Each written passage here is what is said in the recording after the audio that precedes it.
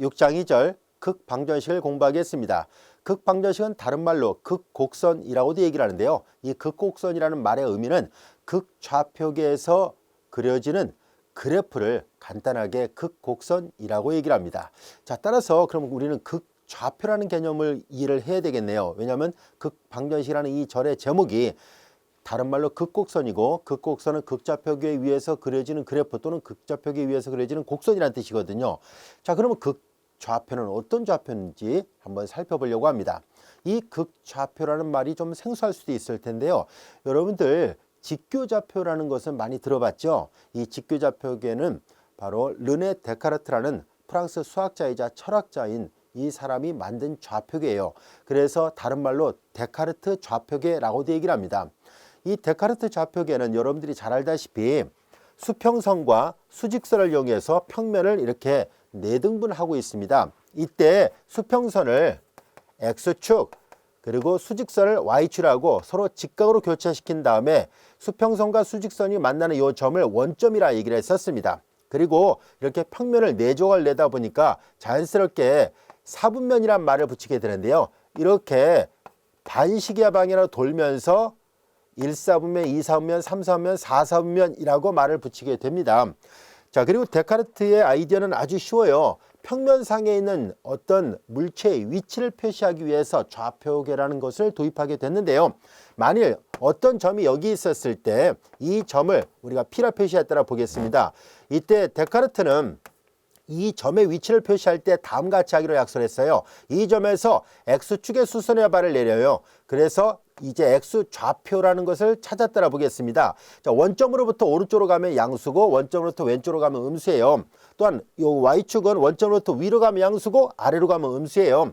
자, 이렇게 해서 우리가 좌표를 찾아요. 예를 들어서 이걸 수선의 발을 내렸더니 여기가 3이더라. 그러면 쉽게 말해서 만약에 이제 단위를 편의상 센티미터라 해볼게요. 오른쪽으로 3cm만큼은 이동하고 이런 식이에요. 그리고 이제 다시 수선의 발 내려요. Y축에 수선의 발 내린 게 Y. 지금 문자로 써서 표시했습니다만 만약에 숫자로 여기가 3이고 여기가 5다 그러면 3,5 이런 식으로 표시하려고 합니다. 즉 일반적인 문자로 표시한다면 XY 이렇게 표현할 것이고요. 얘를 첫 번째 나오는 성분이라는 뜻에서 제1성분, 얘를 제2성분이라고 얘기를 합니다. 자, 이렇게 순서쌍을 이용해서 평면상의 점의 위치를 표현할 수 있다는 것이 바로 데카르트 좌표계의 특징입니다. 데카르트 좌표계가 갖고 있는 좋은 장점은 바로 평면상에 있는 점을 유일한 방법으로, 즉 이렇게 순서쌍을 이용해서 유일하게 표현할 수 있다는 것이고요. 또 역으로 이 순서쌍의 좌표가 결정이 되면은 그 좌표로부터 평면상에 어느 위치에 점이 있는지를 쉽게 알 수 있게 해줍니다. 즉 점을 표시하는 방법과 그 점의 위치가 정확하게 1:1 등이 된다는 것을 알 수 있습니다. 예를 들어서 3,4다 그러면은 오른쪽으로 3칸, 위쪽으로 4칸 같다는 얘기예요. 만약에 마이너스 2,3이더라 그러면은 X성분이 마이너스라는 얘기니까 왼쪽에 있다는 얘기잖아요. 그리고 마이너스 2,3이 위쪽으로 3칸 같다는 얘기예요. 그래서 여기 2사분면에 있는 점이다라는 것을 말해주고 있습니다. 이와 같이 순서쌍이 결정이 되기만 하면 그 점의 위치가 어디 있는지를 알 수 있고요.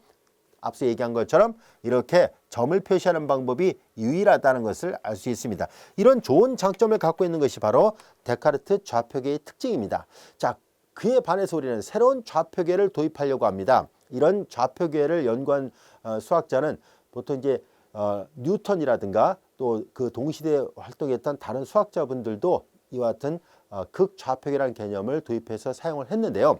그래서 보통은 이제 혹자는 말하기를 이건 이제 데카르트 좌표계 그리고 극좌표는 이제 뉴턴 좌표계 이렇게 말을 하기도 합니다. 자, 이제 이 극좌표계 어떤 개념인지 한번 살펴보도록 하겠습니다. 자, 극좌표계라는 것은 이렇게 좌표 평면상의 한 점을 이렇게 표시를 해보도록 하죠. 이것을 이제 우리는 극이라고 표현을 해보려고 합니다. 극. 자, 그리고 이제 이 극으로부터 오른쪽 방향에 수평선을 하나 그리려고 합니다. 자, 왼쪽이나 위나 아래는 없어요. 이 데카르트 좌표계하고의 다른 점은 이거예요. 극과 이 오른쪽의 수평선을 우리는 극축이라고 얘기를 합니다. 여기 보면 극축이란 말이 있죠.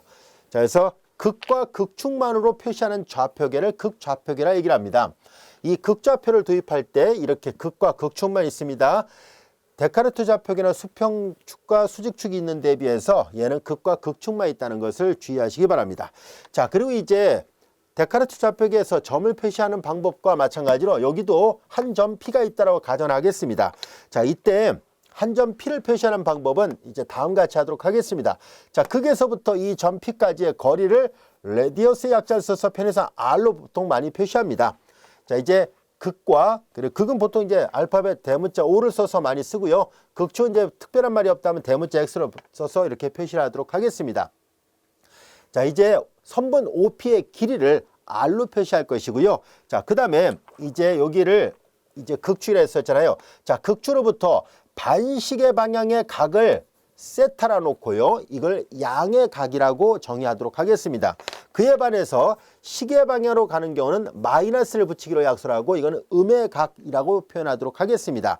자, 이제 우리는 이렇게 해서 우리가 극추로부터 반시계 방향으로 이루어지는 이 각을 편에서 세타라 표시했다면 이제 이 점을 표시하는 방법을 우리는 자, 이제 여기는 수선의 발열이고 수선의 발열인 거를 각각 제1성분으로 표시하기로 약속을 했다면 하지만 이제 우리는 새로운 좌표계는 이 극좌표계는 바로 요 R을 여기서 말하는 것처럼 동경벡터라고 얘기를 할 거예요. 이제 R을 의미하는 거예요. 자, 얘를 벡터라고 표현한 것은 뭐냐면 마치 이 OP를 이렇게 화살표를 표시하게 되면 벡터 형태로 되고요. 이건 이제 점의 위치가 달라질 때마다 OP의 위치가 달라지니까 움직인다라는 뜻에서 동경이라는 말을 사용하고 있습니다. 움직일 동자를 쓰고요. 반지름 경자를 쓴 거예요. 그래서 반지름의 약자를 써서 레디어스 약자를 써서 R로 표시한 것 뿐이에요. 자, 이제 이걸 우리는 동경 벡터라 얘기를 하는데 바로 이것을 제1성분을 쓰기로 약속을 합니다. 이 순서상의 위치는 약속이 돼 있어요. 얘도 마찬가지고 얘도 약속이 돼 있습니다. 자, 그리고 이제 요 세타를 우리는 뭐라 하냐면 여기 보다시피 편각이라고 얘기를 합니다. 이제 두 번째 성분은 편각을 써서 표현하기로 약속을 합니다. 자, 이제 제1성분의 위치는 동경 벡터 R을 쓰고 쉽게 말해서 원점으로부터 요 점까지의 거리를 표시했다고 보면 돼요. 그리고 이제 제2성분은 바로 극추로부터 이루는 각의 크기를 표현하기로 약속을 합니다. 자, 앞서 데카르트 좌표계가 갖고 있는 좋은 장점은 한 점을 표현하는 방법이 유일하다라고 얘기를 했었죠. 이 점을 표현하는 방법이 이거로 유일하게 나타내진다는 좋은 장점이 있습니다. 자, 그러나 이제 극좌표계에서는 다음과 같은 표현을 사용할 수 있도록 하려고 합니다. 즉, 이 각, 편각이라 불려지는 이 각을 고정시키지 않고 임의의 회전각으로 표현하도록 하죠. 자, 그 말은 곧 무슨 말이냐면은 예를 들어서 자, 극초로부터 반시계 방향으로 한 바퀴를 돌면 2파이 레디안이거든요. 우리는 라디안을 이용해서 표시하겠습니다. 그리고 이제 편각은 이제 단위가 도가 아니라 라디안이에요. 이미 우리가 앞에서 배웠던 삼각함수를 처음에 정의할 때 사용했던 그 라디안을 기준으로 합니다. 자, 한 바퀴 삥 돌면 2파이 레디안이 될 텐데요. 거기에다가 요만큼을 다시 가는데요. 요 각이 바로 세타잖아요. 요만큼이 더 세타니까 결과적으로 이 동경벡터를 표시할 때 요 빨간색으로 표시하는 경우도 가능하고요. 한 바퀴 돌아서 이 위치를 나타내는 걸로도 표현할 수 있도록 약속을 하겠습니다. 자, 그러면 이 노란색은 한 바퀴 돌았으니까 2파이고 다시 여기서 요만큼을 더 갔죠. 그래서 세타만큼을 더 갔으니까 2파이 플러스 세타 이렇게 표시가 됩니다. 자, 그러므로 이제 우리가 지금 도입하고자 하는 극좌표계는 직교좌표계하고 큰 차이점이 하나 있습니다. 바로 한 점을 표현하는 방법이 결코 유일하지 않다는 사실입니다. 자, 우리는 이 점을 표현할 때 R, 세타로 표현할 수 있었다면 이제 R, 세타 플러스 2파이로도 표현이 가능합니다. 즉, 한 바퀴를 더 돌고 이 위치를 나타냈다라고 말할 수 있다는 뜻입니다. 이게 가능하다면은 그러면 한 바퀴를 도는 게 아니라 두 바퀴를 돌고 이만큼 더 와도 가능하겠군요. 예, 맞습니다. 그래서 세타 플러스 4파이 이것도 가능합니다. 그러면 두 바퀴를 도는 게 아니라 뭐 10바퀴, 20바퀴를 돌아도 상관없겠군요. 예, 그래서 이렇게 한 점의 위치를 표현하는 방법으로서 이 위치는 변함이 없는데 얘를 표현하는 방법이 무수히 많다는 것을 알 수 있습니다. 여기까지 알 수 있겠죠. 자, 이제 이런 표현 방법이 가능하다는 것을 알게 됐고요. 자, 이번에는 우리는 직교좌표계에서 본다면은 극점 대칭이라는 것이 있죠. 극점 대칭이라는 점. 이 점하고 극점 대칭은 요 점을 Q라 놓는다면 이게 XY로 되어 있다면 여기는 마이너스 X, 마이너스 Y잖아요. 바로 이와 같은 극점 대칭이 되는 점을 우리가 생각할 수 있었던 것처럼 극좌표계에서도 마찬가지로 우리는 극점 대칭이 되는 점을 생각해 보려고 합니다. 자, 그래서 극점 대칭이 되는 점을 한번 생각해 볼까요?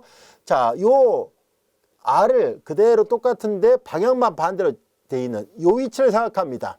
이걸 Q라 놓겠습니다. 여기서 저는 옆편에서 Q라 놓아 보겠습니다. 자, 이제 그러면 이것은 그럼 어떻게 표현되어 있을까요? 이 길이 R은 동일합니다. 앞서도 얘기했었죠. 원점으로부터 요 점까지의 거리를 요 제1성분에다 표시하니까 R은 동일한데요. 잘 보면 각 세타가 평각이 달라졌죠. 평각 요 세타 위치 요게 제2성분이 평각을 쓰기로 약속을 했는데 자, 평각이 좀 달라졌습니다. 여기 잘 보면은 여기가 빨간색이 세타였다면은 그 빨간색 세타에다가 요만큼을 더 더해야 되잖아요. 그게 뭘까고 봤더니 자, 여기 직선은 라디안으로 말하면 파이레디안이잖아요. 그래서 세타에다가 파이레디안만큼 더 더해야 요 위치를 나타낼 수 있습니다. 그래서 항상 각은 극축으로부터 계산합니다. 이 평각은 기준이 되는 것이 언제나 이 극축이에요. 극축으로부터 계산하기 시작해서 세타 더하기 파이였던 거예요. 자, 이렇게 표시할 수 있네요. 자, 그래서 여기는 세타 더하기 파이 이와 같이 표시가 됐습니다. 자, 요 점을 표시하는 방법 이해할 수 있겠죠. 자, 우리는 여기에서 이제 요 점을 표시하는 데 있어서 다음 같은 방법을 하나 더 도입하려고 합니다. 바로 뭐냐면은 밑에다 한번 다시 써볼게요. 자, 만약에 어느 한 점을 표시할 때 마이너스 R, 세타 이런 점이 있다라 보겠습니다. 이 점이 뭘 말할까 하는 얘기인데요. 마이너스 R, 세타라는 것은 다음과 같이 표현하기로 약속을 합니다. 예를 들어서 여기다 그렸던 그림처럼 여기다 R, 세타라 볼게요. 여기 제일 성분에 마이너스가 붙어 있을 때 많은 학생들이 왜 거리가 음이됐어요? 라고 반문하는 학생들이 많은데요. 자, 그런 개념은 아니에요. 여기 보다시피 직교좌표기에서도 앞에 각 성분마다 그 위치에 따라서 부가 결정되잖아요. 여기는 x, y가 모두 양수, x가 음수, y가 양수, x하고 y가 모두 음수, x가 양수, y가 음수잖아요. 그 부를 여기다 표시할 수 있지 않습니까? 바로 그런 의미라고 보면 됩니다. 그러면 이제 앞으로 이런 기호 표기는 제1성분에 원래 동경벡터 R을 썼었던 것에 마이너스를 붙이는 것은 어떤 의미로 우리가 정의를 할 것인가 하는 얘기인데요. 자, 이 점을 표시할 때 다음과 같이 하기로 약속을 합니다. 정의입니다. 극좌표에서 제1성분에 마이너스가 붙어 있을 때는 어떤 의미일까 하는 얘기인데요. 다음과 같이 하기로 약속을 합니다. 이 말은 제1성분에 마이너스가 없는 점을 먼저 찾아요. 그 점이 여기였더라 보겠습니다. R, 세타. 이 점의 극점 대칭점입니다. 이 점의 극점 대칭점. 길이는 똑같은데 파이레디안만큼 더 간 거예요. 여기가 세타였을 때. 따라서 요 점을 표시하는 것이 이걸 Q라 놓겠습니다. 바로 요 점을 표시하는 방법이 이 방법도 가능하고 이 방법도 가능하다라고 약속을 할 것입니다. 아시겠죠? 다시 말해서 두 가지 표현 방법 다 가능해요. 자, 이제 극점 대칭을 표시할 때 그대로 이렇게 여기에 평각의 크기를 변화시키면서 이만큼을 더 갔다, 회전을 했다라는 것을 강조해도 되고요. 또는 평각은 그대로 세타로 표시하지만 제1성분에 마이너스를 붙임으로 해서 이 말은 마이너스 없는 점을 먼저 좌표 평면선에다 표시를 해요. 그리고 그 점의 극점 대칭이다라는 의미예요. 마이너스가 붙어 있다면 언제나 이것은 극점 대칭을 나타내는 기호다라고 기억해 두시면 됩니다.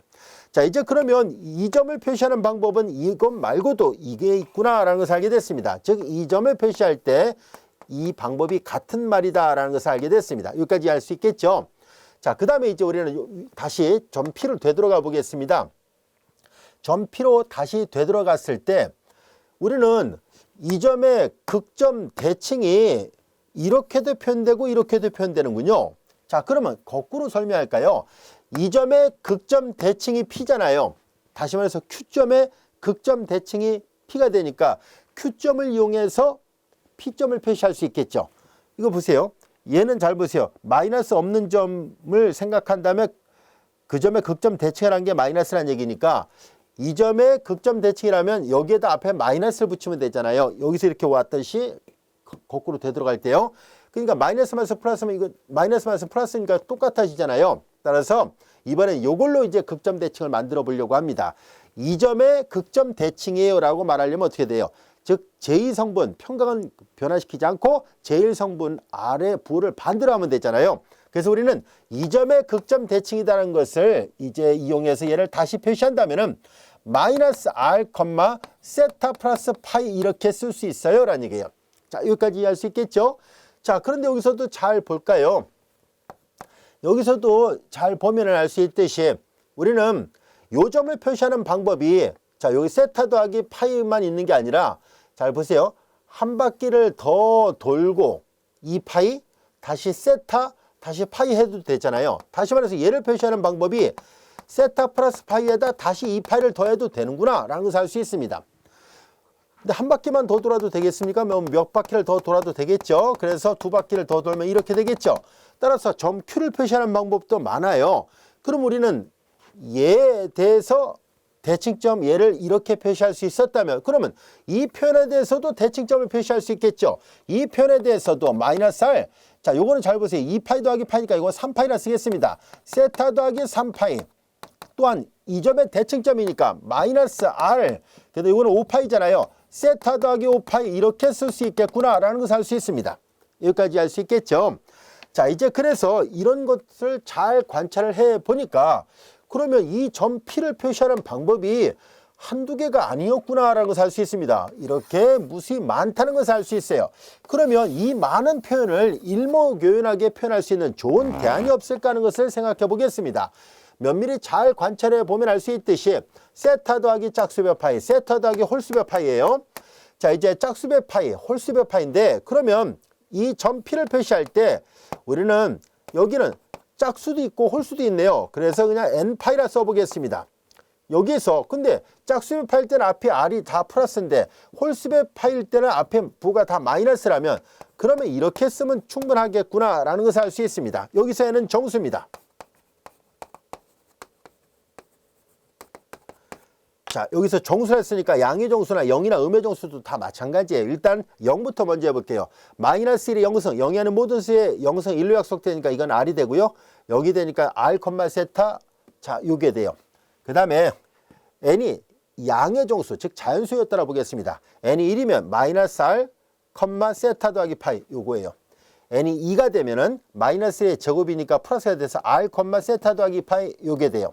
n이 3이면 마이너스 r, 세타 더하기 4파이 요거예요. n이 4가 되면 마이너스의 짝수수니까 이건 플러스 1이 돼서 r, 세타 더하기 4파이. 그러니까 이렇게 되는군요. 이렇게 0일 때, 1일 때, 2일 때, 3일 때, 4일 때, 5일 때, 6일 때 이런 식으로 계속 가는구나 라는 것을 알 수 있습니다. 그러면 음의 정수도 가능한가요? 라면은 음의 정수도 가능합니다. 자, 왜냐면은 음의 정수를 하려고 한다면은요. 지금 조금 전까지 설명할 땐 전부 다 반시계 방향을 생각했잖아요. 자, 여기에서 반시계 방향일 때 양, 시계 방향일 때 음이라 얘기를 했었잖아요. 그래서 이제 이번에 이렇게 할 겁니다. 이번에는 시계 방향으로 돌아볼 거예요. 자, 여기에서 시계 방향으로 이렇게 돌면은 마이너스 2파이가 되는데 다시 거꾸로 반시계 방향으로 가야 되니까 플러스 세타가 됐죠. 그래서 이렇게 쓸 수 있어요. 세타 마이너스 2파이로. 그러니까 이것도 가능하지만 이것도 가능합니다라는 얘기예요. 마찬가지로 여기서 시계 방향으로 한 바퀴가 아니라 두 바퀴를 돌면 이렇게 되죠. 자, 이와 같이 돼요. 자, 얘도 마찬가지입니다. 얘네들도 조금 전에 계산할 때는 반시계 방향으로 각을 쟀다면 이번엔 시계 방향으로 각을 잴 수도 있잖아요. 그렇게 해서 재면은 다 이렇게 n이 음의 정수일 때도 모두 이렇게 표현하는 것이 가능하다는 것을 알게 됐습니다. 자, 이것이 데카르트가 만든 직교좌표계와 그리고 뉴턴을 비롯해서 당대 많은 수학자들이 사용했던 이 극좌표계하고의 큰 차이점입니다. 직교좌표계는 점을 표현하는 방법이 유일하게 하나밖에 없는 데 비해서 극좌표는 무수히 많다라는 특징을 가지고 있습니다. 자, 이제 그래서 얘는 단순해서 다루기가 편리한 반면에 얘는 복잡해서 좀 다루기가 불편하다는 단점이 있습니다. 그러나 이 단점이 곧 장점으로 바뀌게 된다는 것을 우리가 하나하나 문제를 풀어가면서 또 이론을 공부해가면서 배워나가도록 하겠습니다. 자, 이게 비록 복잡해 보이긴 하지만 이 표현 때문에 오히려 아주 복잡한 그래프를 간단하게 표현할 수 있다는 좋은 장점이 있다는 것을 배워나가도록 할 거예요. 바로 그런 장점 때문에 이 절을 공부하고 있습니다. 우리는 교재를 쭉 넘겨보면 알 수 있듯이 아주 아름다운 곡선들이 의외로 간단하게 표현되고 있다는 것을 알 수 있을 텐데요. 바로 극좌표계에 극좌표를 도입해서 표현했기 때문에 그게 가능한 거고요. 만일 데카르트가 만들었던 이 직교좌표계를 이용해서 표현하려고 했다면 직교좌표계는 점을 표시하는 방법은 굉장히 단순하지만 곡선을 표시하는 방법이 때로는 복잡하고 어려울 수도 있습니다. 그래서 서로를 잘 보완해 주는 역할을 하게 됩니다.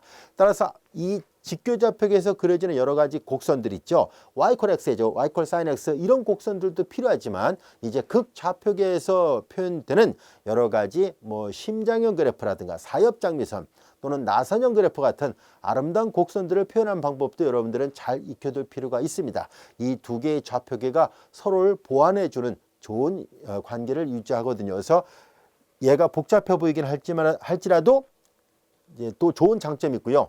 또 얘는 또 나름대로 단순하다는 좋은 이점도 있지만은 또 단점도 있어요. 그래서 서로 장단점이 있으니까요. 잘 알아두세요. 자, 이제 우리는 지금까지 설명했던 이와 같은 극좌표계를 표시하는 방법으로서 점을 표시할 때 직교좌표계와는 다르게 이렇게 무수히 많은 정수들에 의해서 표현할 수 있었다라는 것을 알게 됐습니다. 여기까지 할 수 있죠.